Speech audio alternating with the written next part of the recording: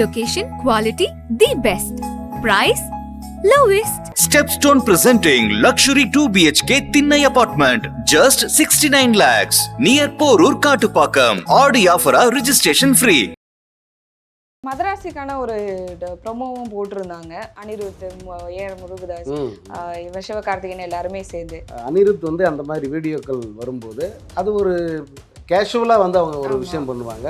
அது ரசிகர்களுக்கு ரொம்ப ஒரு ஸ்வீட் சர்ப்ரைஸாக இருக்கும். அவங்க எதிர்பார்த்த மாதிரி இல்லை அப்படிங்கிற ஒரு உணர்வு வந்து கொடுத்துருக்குது. அதே போல் டைட்டில் கூட வந்து பல்வேறு வகையான ஒரு விமர்சனங்களுக்கு உள்ளாச்சு.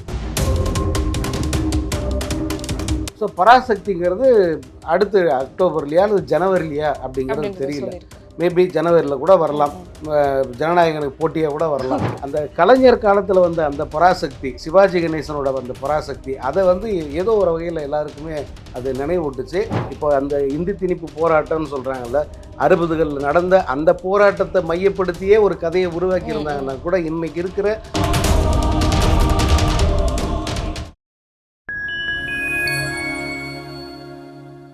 ஃபைன் டைம் சினிமா நேயர்களுக்கு வணக்கம். இன்னைக்கு நம்ம நிகழ்ச்சியில மூத்த பத்திரிகையாளர் சங்கர் சார் நம்ம கூட இணைஞ்சிருக்காரு. வணக்கம் சார். வணக்கம்மா சார், இப்போ வந்து மதராசிக்கான ஒரு ப்ரொமோவும் போட்டிருந்தாங்க. ப்ரொமோஷன் வீடியோ ஒன்று, அனிருத், ஏஆர் முருகதாஸ், இவன் சிவகார்த்திகேயன் எல்லாருமே சேர்ந்து. அதான அப்டேட் ஏதாச்சும் இருக்கா சார்? அடுத்த மாதம் வெளிவர போகுது அப்படின்னும் போது அதுக்குண்டான எதிர்பார்ப்பு எப்படி இருக்கு? படம் எப்படி வரும்? படம் வந்து இப்போ அந்த ப்ரொமோஷன் மெட்டீரியலை வந்து கொஞ்சம் கலாச்சிட்டாங்க நிறைய பேர். அது ஒன்றும் பெரிய அவங்களுக்கு எதிர்பார்த்த மாதிரி இல்லை, அல்லது ஒரு சர்ப்ரைஸை கொடுக்கல அவங்களுக்கு. பொதுவாக அனிருத் வந்து அந்த மாதிரி வீடியோக்கள் வரும்போது அது ஒரு கேஷுவலாக வந்து அவங்க ஒரு விஷயம் பண்ணுவாங்க. அது ரசிகர்களுக்கு ரொம்ப ஒரு ஸ்வீட் சர்ப்ரைஸாக இருக்கும். அது பீஸ்ட்டுக்கு பாட்டு பண்ணும்போது வந்ததாக இருக்கட்டும், அல்லது அதுக்கப்புறம் ஜெயிலருக்கு பண்ணும்போது, இந்த படம் கூலிக்கு, இது எல்லாமே வந்து ஒரு மாதிரி வித்தியாசமாக எல்லாருக்கும் பிடிச்ச மாதிரி இருந்தது. ஆனால் அது வந்து கொஞ்சம் அவங்க எதிர்பார்த்த மாதிரி இல்லை அப்படிங்கிற ஒரு உணர்வு வந்து கொடுத்துருந்தது. அதே போல் டைட்டில் கூட வந்து பல்வேறு வகையான ஒரு விமர்சனங்களுக்கு உள்ளாச்சு. முருகதாஸ் வந்து அவ்வளோதானா, முருகதாஸ் தரக்கு தீர்ந்துருச்சா அப்படிங்கிற மாதிரி கேள்விகளை வந்து எழுப்பிருச்சாது. ஆனால் இதெல்லாம் தாண்டி அந்த படம் வந்து ரசிகர்களுக்கு ஏதாவது ஒரு வகையில் கனெக்ட் ஆகிடும் அப்படிங்கிற ஒரு நம்பிக்கை இருக்குது. ஏன்னா முருகதாஸ் வந்து அவ்வளோ சீக்கிரம் வந்து அவரை ஒரு ஃபேட் அவுட்டான ஒரு டைரக்டராக வந்து பார்க்க முடியல. அதே போல் சிவகார்த்திகேயனும் கூட வந்து தன் படம் நல்லா வரணும். ஏன்னா அவர் வந்து இப்போ பழைய மாதிரி இல்லை, வருஷத்துக்கு 4 படம் பண்ணிக்கிட்டு இருக்க ஹீரோவாக இல்லாமல் வருஷத்துக்கு ஒரு படம்ன்ற அந்த நிலைக்கு வந்துட்டார் அவர். அஜித், விஜய், சிவகார்த்திகேயன் அந்த ரேஞ்சில் வர்றதுனால அவர் வந்து கொஞ்சம் பார்த்து பண்ணியிருப்பார் அப்படிங்கிற ஒரு நம்பிக்கை இருக்குது. ட்ரெய்லர் முழு திருப்தியை தரலைனா கூட, ஏன்னா ட்ரெய்லருங்கிறது ஒரு முழு படத்துக்குமான சாம்பிளாக நம்ம பார்க்க முடியாது. கண்டிப்பாக நிறைய பேர் எப்படின்னா ட்ரெய்லர் வந்து அன்இம்ப்ரெசிவாக இருக்கணும், பெருசாக வந்து அதில் காட்டிடக்கூடாது அப்படின்ற ஒரு நிலையோடு வந்து ட்ரெய்லர் விடுவாங்க. உதாரணத்துக்கு வேணால் பாகுபலி ட்ரெய்லர்ஸ் ரெண்டுமே நீங்கள் சொல்லலாம், அதில் ஒன்றுமே இருக்காது. கேஜிஎஃப் ட்ரெய்லர்லாம் ஒன்றுமே இருக்காது. படம் என்னடா இது இப்படி ஒரு இருட்டாகவே இருக்கேடா அப்படின்வாங்க. பட் படம் வந்து வேறு மாதிரி ஒரு கூஸ் பம்பு அமைஞ்சுது. அந்த மாதிரி வந்து மதராசி படம் இருக்கணும் அப்படின்னு சொல்லிட்டு தமிழ் சினிமா ரசிகனா எல்லாருமே வந்து ஆசைப்படுறாங்க. எப்படி இருக்குன்னு தெரியல. Okay sir. சிவகார்த்திகேயன் வந்து நம்ம ஒரு சாமான ஒரு கேரக்டர்லேயே பார்த்துருப்போம். பெண்களுக்கு பிடிச்சது, குழந்தைகளுக்கு பிடிச்ச நிறைய கேரக்டர் வந்து பண்ணியிருக்காரு அப்படின் போது, இது முழுக்க முழுக்க ஒரு ஆக்ஷன் மூவியாக வரப்போகுது அப்படின்ற ஒரு இது இருக்கும்போது அது எப்படி வரும்? ஆடியன்ஸ் எப்படி அதை கொண்டு போய் சேர்ப்பாங்க? முருகதாஸ் வந்து ஆக்ஷனுக்கு இம்பார்ட்டன்ஸ் கொடுக்குற டைரக்டர். அவருடைய கடந்த படங்கள் எல்லாம் பார்த்தீங்கன்னா துப்பாக்கி அந்த மாதிரி படங்கள்லாம் out and out action movie. அதே நேரம் நீங்கள் துப்பாக்கியில் ப்ளஸ் என்னென்னா எல்லா வகையான ரசிகர்களையும் வந்து ஏதோ ஒரு வகையில் அது பிணைச்சிருச்சு அந்த படம். அதனால தான் அது எல்லாருக்கும் பிடிச்ச படமாக மாறுச்சு. வெறுமனே ஆக்ஷன் மட்டும், சண்டையை மட்டுமே படம் பூரா காமிச்சுன்னு யாராலையும் பார்க்க முடியாது.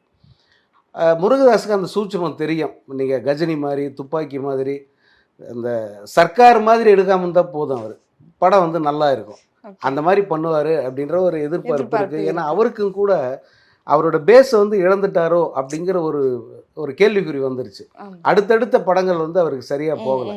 அதனால் வந்து இந்த படத்தில் தன்னுடைய இமேஜையும் காப்பாற்றிக்கிறதுக்காக வந்து அவர் போராடி இருப்பார். நம்ம சிவகார்த்திகேயன் அவர்களை பற்றி பேசும்போது பராசக்தி மூவிக்கான ஒரு வீடியோ வெளியிட்டிருந்தாங்க. அது வந்து பார்த்திங்கன்னா மக்கள்கிட்ட மிகப்பெரிய ஒரு எதிர்பார்ப்பை கொண்டு போய் சேர்த்துச்சுன்னே சொல்லலாம். ஏன்னா இந்தி திணிப்பு பேஸ் பண்ணி எடுக்கப்பட்ட, உண்மை கதையை பேஸ் பண்ணி எடுக்கப்பட்ட படம் சுதா கங்கா அவங்களோட மூவின்னும் போது அவங்களுக்கான ஒரு எதிர்பார்ப்பு இருக்குல்ல, அவங்களோட டைரக்ஷன் மூவிக்கான ஒரு எதிர்பார்ப்பாக இருக்கட்டும், ப்ளஸ் இந்த படத்தோட கதை எதை சார்ந்து அப்படின்ற ஒரு எதிர்பார்ப்பு வந்து பார்த்தீங்கன்னா மக்கள்கிட்ட வெகு விமர்சையாக கொண்டு போய் சேர்த்துச்சுன்னே சொல்லலாம்.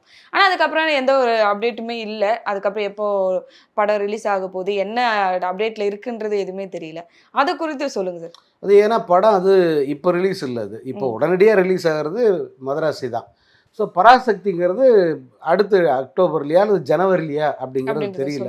மேபி ஜனவரியில் கூட வரலாம், ஜனநாயகனுக்கு போட்டியாக கூட வரலாம். அப்படி ஒரு சூழல் அதில் இருக்குது. ஆனால் அந்த படம் ட்ரெய்லர் வந்தபோது, அந்த போஸ்டர்ஸ் ரிலீஸ் ஆனபோது உண்மையிலேயே ஒரு கியூரியாசிட்டி வந்தது. ஏன்னா அந்த கலைஞர் காலத்தில் வந்த அந்த பராசக்தி, சிவாஜி கணேசனோட அந்த பராசக்தி, அதை வந்து ஏதோ ஒரு வகையில் எல்லாருக்குமே அது நினைவூட்டுச்சு. அந்த பராசக்திங்கிறது வந்து தமிழ் சினிமாவோட புரட்சிகரமான படம்னா அந்த படம் தான். நீங்கள் இப்போ அந்த படத்தை உட்காந்து பார்த்தீங்கன்னா கூட 3 மணி நேரம் உங்களால் அசையாமல் அந்த படத்தை பார்க்க முடியும். அந்த அளவுக்கு ஈர்ப்பான காட்சிகள், புரட்சிகரமான வசனங்கள், காட்சி அமைப்பு அப்படி இருக்கும். இன்றைக்கெல்லாம் வந்து அப்படி ஒரு படத்தை நினச்சி கூட பார்க்க முடியாது. இன்றைக்கி இருக்கிற சமூகத்தில் நீங்கள் வந்து அதில் கலைஞர் எழுதின அந்த வசனத்தை இன்றைக்கி யாராவது வைப்பாங்களா, அதுக்கு தைரியம் இருக்கா அப்படின்னா ரொம்ப ரொம்ப சந்தேகம். அம்பாள் என்னைக்கிட்ட பேசுனா அப்படின்னு கேட்குற அந்த வசனத்தை இன்றைக்கி யாராவது வைப்பாங்களா? இல்லை. ஏன்னா இன்றைக்கி சொசைட்டி வந்து அந்தளவு மோசமாக போயிருக்கு. அன்றைக்கி அவ்வளோ ஆரோக்கியமாக இருந்திருக்கு. இத்தனைக்கும் ஜாதி வெறி அல்லது மத வெறி எல்லாம் மண்டி கிடந்த காலம்தான் அது. ஆனால் அன்னைக்கு அந்த புரட்சிகரமான அந்த படத்தை வந்து கொடுக்க துணிச்சல் அவங்களுக்கு இருந்தது.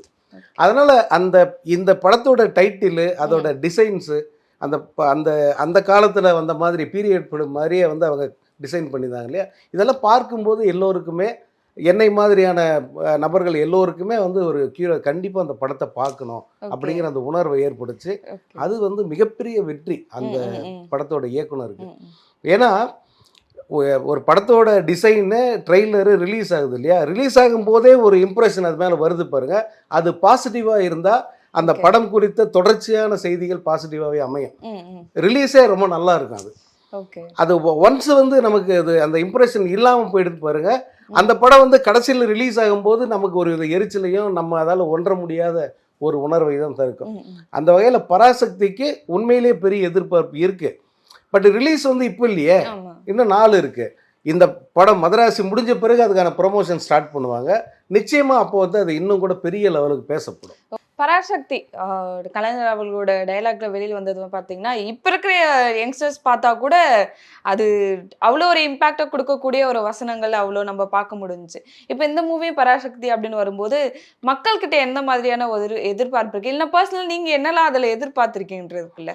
இல்லை, எனக்கு வந்து அவங்க அந்த டைம் அந்த பீரியடை வந்து அவங்க ரீக்ரியேட் பண்ணியிருந்தாலே அது ஒரு பெரிய விஷயம் தான். இப்போ அந்த இந்தி திணிப்பு போராட்டம்னு சொல்கிறாங்கல்ல, 60களில் நடந்த அந்த போராட்டத்தை மையப்படுத்தியே ஒரு கதையை உருவாக்கி இருந்தாங்கன்னா கூட இன்னைக்கு இருக்கிற தலைமுறைக்கு அவங்க எவ்வளோ பெரிய தியாகத்தை பண்ணியிருக்காங்க அப்படிங்கிறது கண்டிப்பாக நினைவுபடுத்தணும். ஏன்னா இந்த பசங்களுக்கு வந்து அந்த உணர்வே இல்லாமல் போயிடுச்சு.